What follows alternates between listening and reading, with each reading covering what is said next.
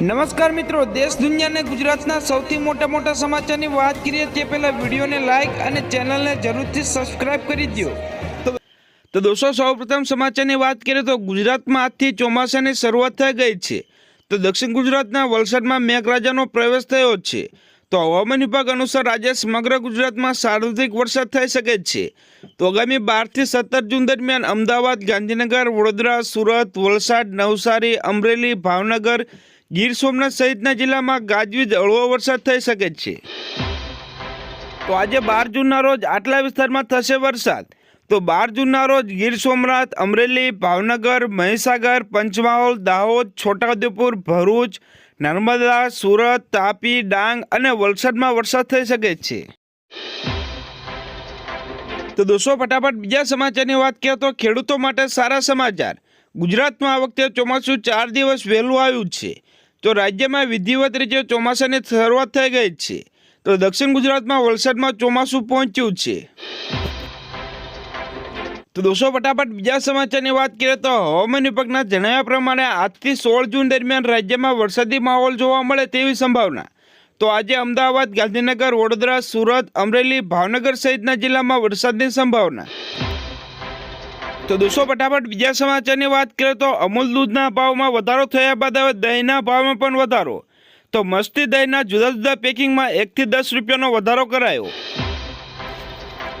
સુરતના lab-grown diamond કંપનીમાં 3 મહિનાથી પગાર ન થતા 600 કારીગરો રોષે ભરાયા। તો કારખાનામાં કરી તોડફોડ। તો દોસ્તો, ફટાફટ બીજા સમાચારની વાત કરીએ તો દેશના ગરીબો માટે વધુ 3 કરોડ મકાન પીએમ આવાસ યોજનામાં બનાવવાનો નિર્ણયને આવકારતા મુખ્યમંત્રી ભૂપેન્દ્રભાઈ પટેલ। તો આજથી આગામી 2 દિવસ ઉત્તર તથા દક્ષિણ ગુજરાતમાં સામાન્ય વરસાદની શક્યતા, જ્યારે દક્ષિણ ગુજરાતના તમામ જિલ્લામાં વીજળી સાથે વરસાદ થઈ શકે છે। તો ઇટલીના પીએમ જોર્જિયા મેલોની બન્યા કિંગ મેકર। તો યુરોપિયન યુનિયનની ચૂંટણીમાં મેળવી બમ્પર જીત। તો દોસ્તો, ફટાફટ બીજા સમાચારની વાત કરીએ તો આજે સવારે 6 વાગ્યા પૂરા થતાં 24 કલાક દરમિયાન સૌરાષ્ટ્ર સહિત 26 તાલુકામાં સામાન્યથી પોણા 2 ઇંચ જેટલો વરસાદ રહ્યો। તો સૌથી વધુ વરસાદ મહીસાગરના સંતરામપુરમાં જોવા મળ્યો। તો દોસ્તો, ફટાફટ બીજા સમાચારની વાત કરીએ તો 2000 કરોડના જમીન કૌભાંડ મામલે વલસાડના કલેક્ટર સસ્પેન્ડ। તો સરકારી જમીન બિલ્ડરના નામે કર્યા હોવાનો આરોપ। તો દોસ્તો, ફટાફટ બીજા સમાચારની વાત કરીએ તો દક્ષિણ ગુજરાતના વાતાવરણમાં આજે સવારથી જોરદાર પલટો આવ્યો છે। તો વડોદરા, છોટાઉદેપુર, નર્મદા, ભરૂચ, ડાંગ, તાપી, નવસારી, વલસાડ જિલ્લામાં કાળા ડિબાંગ વાદળો જોવા મળી રહ્યા છે। તો પવનની ગતિમાં પણ જોરદાર વધારો થયો છે। તો દોસ્તો, ફટાફટ બીજા સમાચારની વાત કરીએ તો મોદી સરકારનો મોટો નિર્ણય। મોદી સરકાર બનતા 3.0 બનતા વડાપ્રધાન નરેન્દ્ર મોદીએ ખેડૂતો સાથે જોડાયેલો મહત્વનો નિર્ણય લીધો છે। તો પીએમ મોદીએ સૌથી પહેલા ખેડૂતો સાથે જોડાયેલી ફાઇલ પર હસ્તાક્ષર કર્યા છે। તો વડાપ્રધાન નરેન્દ્ર મોદી સોમવારે પ્રધાનમંત્રી કિસાન સન્માન નિધિ યોજનાના 17મા હપ્તા પર હસ્તાક્ષર કર્યા છે। તો સતત ત્રીજી વખત સત્તામાં આવેલી મોદી સરકારના આ નિર્ણયથી 9.15 કરોડ ખેડૂતોને સીધો ફાયદો થશે। તો દોસ્તો, ફટાફટ બીજા સમાચારની વાત કરીએ તો સીએમ બનતા પહેલા માલામાલ થયા નાયડુ। તો 9 વર્ષના પૌત્ર બન્યો કરોડપતિ। તો 12 દિવસમાં 1225 કરોડ સંપત્તિમાં વધારો। તો દોસ્તો, ફટાફટ બીજા સમાચારની વાત કરીએ તો વન વિભાગની હરિયાળી કામગીરી। રાજકોટ જિલ્લાની 13 નર્સરીમાં 18 લાખ રોપાનું થશે વિતરણ। તો દોસ્તો, ફટાફટ બીજા સમાચારની વાત કરીએ તો કપાસિયા, પામોલી, સિંગતેલ, સોયાબીન, સરસ્યું અને અન્ય પ્રકારના ખાદ્યતેલ અત્યારે નવા અને જૂના બંને ડબ્બામાં ભરીને ગ્રાહકોને વેચવામાં આવે છે। પરંતુ કેન્દ્ર સરકાર હવે જૂના ડબ્બામાં ખાદ્યતેલ ભરી નહીં શકાય તેવો આદેશ આપતા સમગ્ર દેશની ઓઇલ લોબીમાં ખળભળાટ મચી જવા પામ્યો છે। તો જૂના ડબ્બામાં ખાદ્યતેલ ભરવાના કારણે પ્રજાને આરોગ્ય પર ગંભીર વિપરીત અસર થવાની શંકા સરકારે વ્યક્ત કરી છે।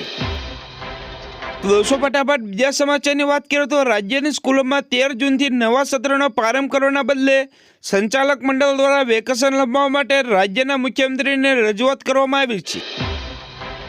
તો દોસ્તો, ફટાફટ બીજા સમાચારની વાત કરીએ તો મંગળવારે બેંક કર્મચારી માટે સૌથી મોટા સમાચાર સામે આવ્યા છે। તો તેમના મોંઘવારીના ભથ્થામાં જંગી વધારાની જાહેરાત કરવામાં આવી છે। તો ઇન્ડિયન બોક્સ એસોસિએશન વતી બેંક કર્મચારીને અધિકારીને મે, જૂન, જુલાઈ મહિનામાં 15.97% ડીએમાં વધારો મળશે। તો દોસ્તો ફટાફટ બીજા સમાચારની વાત કરીએ તો મોંઘવારીનો ભાવ તો શાકભાજીના ભાવમાં થયો જોરદાર વધારો તો ઓછી આવક અને માંગ વધતા ભાવમાં થયો વધારો તો નાસિક તરફથી આવતા શાકભાજીની આવક ઘટી તો દરેક શાકભાજીના ભાવ બમણા કરતા વધુ જોવા મળ્યા। તો દોસ્તો ફટાફટ બીજા સમાચારની વાત કરીએ તો સોના ચાંદીમાં તેજી અને મંદીનો દોર જોવા મળી રહ્યો છે। તો છેલ્લા કેટલાક દિવસથી સોના અને ચાંદીના ભાવમાં અસ્થિરતા જોવા મળી રહી છે। તો હાલ ટ્રેન્ડ બદલાયો છે તો સોનાના ભાવમાં વધારો અને ચાંદીના ભાવમાં ઘટાડો નોંધાયો છે। ત્યારે આજે ફરી સોનાના ભાવમાં 350 રૂપિયાનો વધારો જ્યારે ચાંદીના ભાવમાં 700 રૂપિયાનો ઘટાડો થયો છે।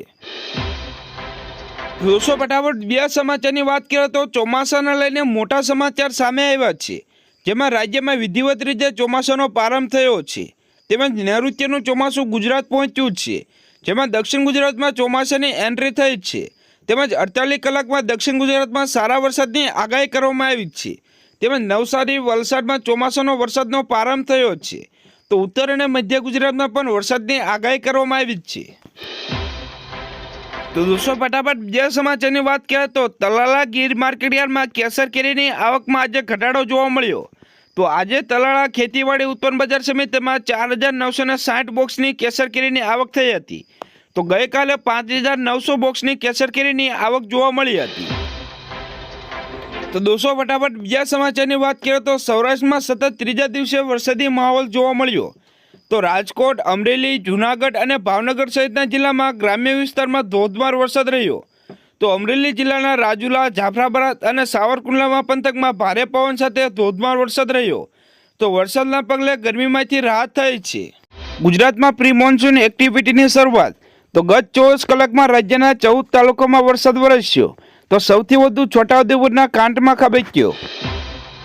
નૈઋત્યનું ચોમાસું મહારાષ્ટ્ર પહોંચી ચૂક્યું છે તો આગામી 15 જૂન સુધી ગુજરાતના પધરામણી કરશે, જેના પહેલા રાજ્યમાં છેલ્લા 2 દિવસથી પ્રી મોન્સૂન એક્ટિવિટીના ભાગરૂપે વરસાદી માહોલ જોવા મળી રહ્યો છે। તો દોસ્તો ફટાફટ બીજા સમાચારની વાત કરીએ તો ગુજરાતમાં પ્રી મોન્સૂન એક્ટિવિટીની શરૂઆત થઈ ગઈ છે।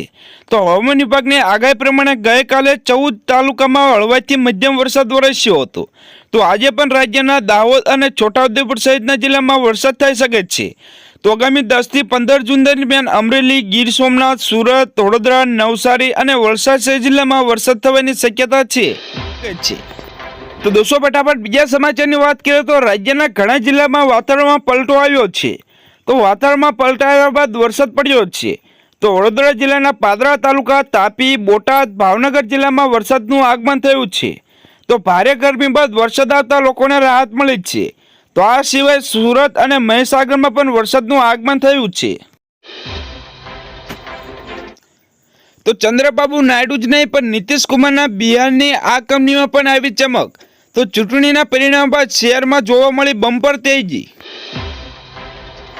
તો દોસ્તો ફટાફટ બીજા સમાચારની વાત કરીએ તો હવામાન નિષ્ણાત અંબાલાલ પટેલે વરસાદને લઈને આગાહી કરી છે, જેમાં 10 અને 11 જૂન સુધી મુંબઈમાં વરસાદ આવશે તેમ મહારાષ્ટ્રમાં ભારે વરસાદ રહેવાની શક્યતા છે। તો 12 જૂનના રોજ દક્ષિણ ગુજરાતમાં વરસાદની શક્યતા છે।